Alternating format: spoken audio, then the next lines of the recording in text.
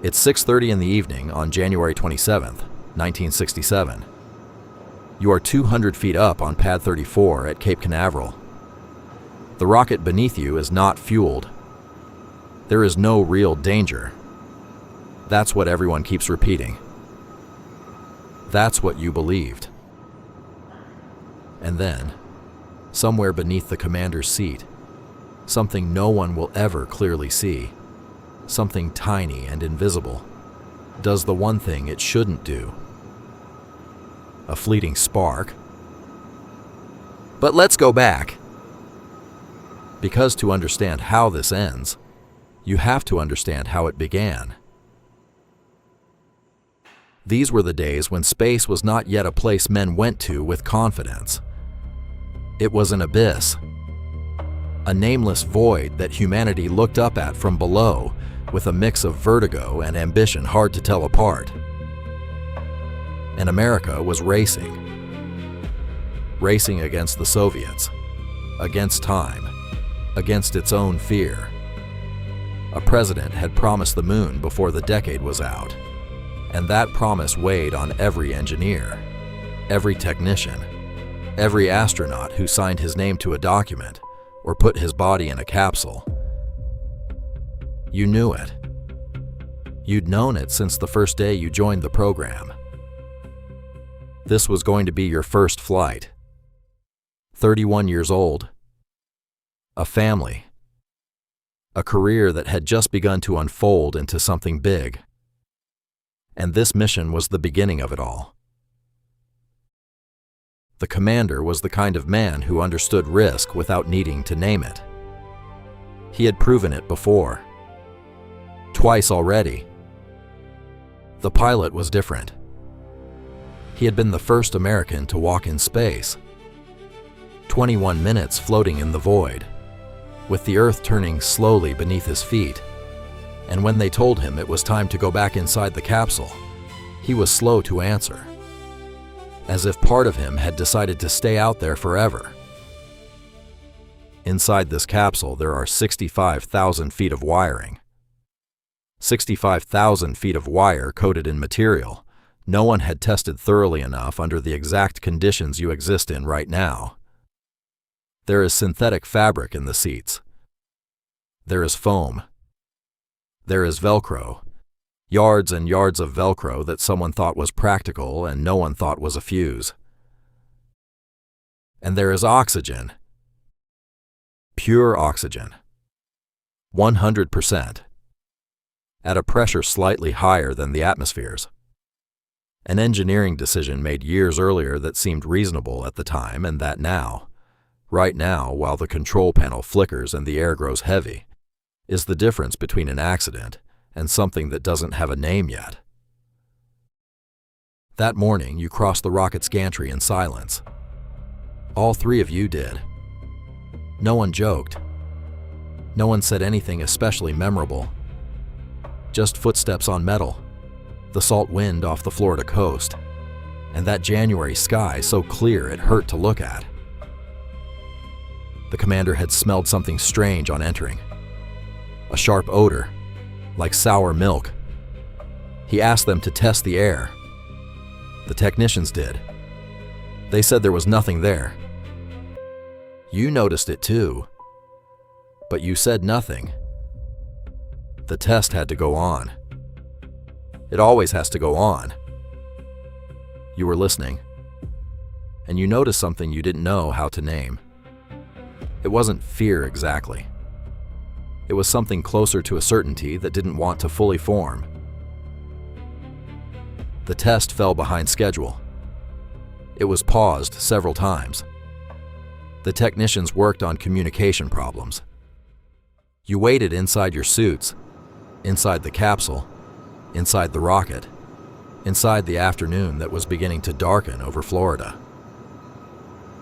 At 6:30 in the evening, the sensors in mission control detect something. A change in the oxygen flow. A small anomaly. But before anyone can process what it means, a voice fills the control room. The voice belongs to the youngest of the three. Yours. Calm still, almost technical, as if you were reporting a pressure reading. But in the control room, that calm makes everything more terrible. A second later, the calm is gone. And in that moment, in that exact instant, the full weight of what is happening lands all at once. You feel it before you see it. The heat. Not like the heat of a summer day, not like the heat of a closed room. This heat has direction. It comes from below and to the left, from somewhere beneath the commander's seat, and spreads upward at a speed no manual had ever described.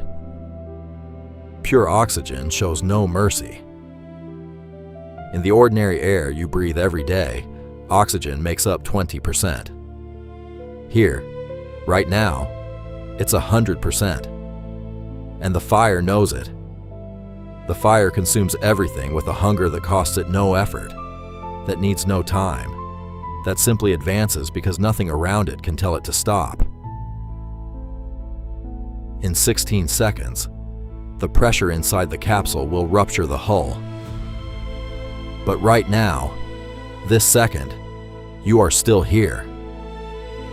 The commander reaches for the hatch that opens inward, the hatch that takes 90 seconds under normal conditions to open from inside, the hatch that right now, with the pressure building by the second, is impossible to move. And you see the smoke. Outside the capsule, on the pad, workers are running toward the rocket.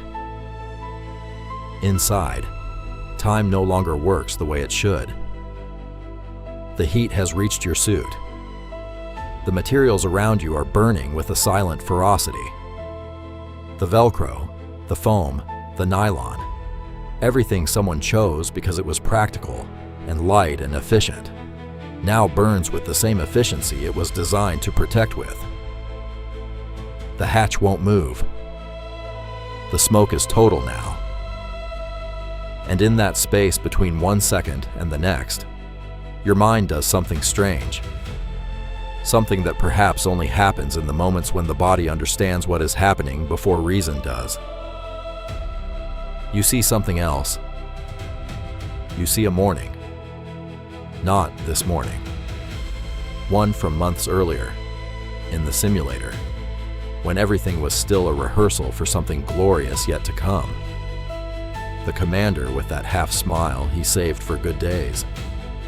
The pilot leaning against the wall with his arms crossed. And you, sketching your family in a notebook when no one was watching. And then, you see nothing more. The workers got the hatch open 5 minutes later. 5 minutes.